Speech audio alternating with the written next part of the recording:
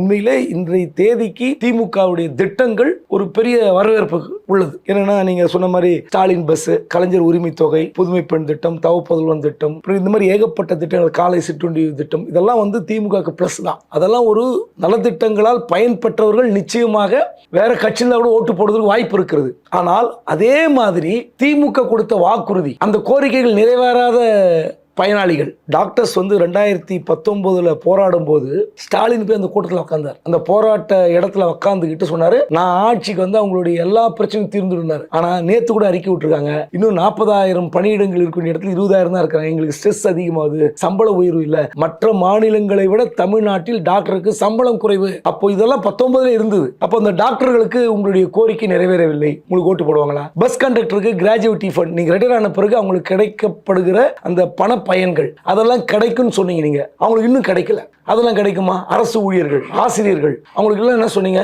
நிறைவேறாத வாக்குறுதி கொடுத்துட்டீங்க. முதல் முறையாக செக்ரட்டரியேட் வாசல்ல ஜாக்டோ ஜியோ சொல்றான், திமுக ஆட்சி வீழ்த்தியே தீர்வோம்னு. அந்த தலைவர்கள் ஏதோ 4 பேர் பேசிட்டு கலைஞ்சு போறதில்ல. அந்த தலைவர்களுக்கு என்ன பிரஷர் இருந்தா அந்த வார்த்தை பேசுவாங்க. ஏன்னா கீழே இருக்கிற அரசு ஊழியர்கள், நீங்க இப்படி பேசணும், நமக்கு கோரிக்கை நிறைவேற வேண்டும். அப்படி பாத்தீங்கன்னா திட்டங்கள் ஒரு பக்கம் நிறைய இருக்கு, பயனடைந்தவர்கள் இருக்கிறார்கள், பயனடையாதவர்கள், அதாவது கோரிக்கை வைத்து அந்த கோரிக்கை நீங்களும் சொல்லி தேர்தல் வாக்குறுதியா சொல்லி நிறைவேறாத மக்கள், அவங்கள எப்படி ஓட்டு போடுவாங்க?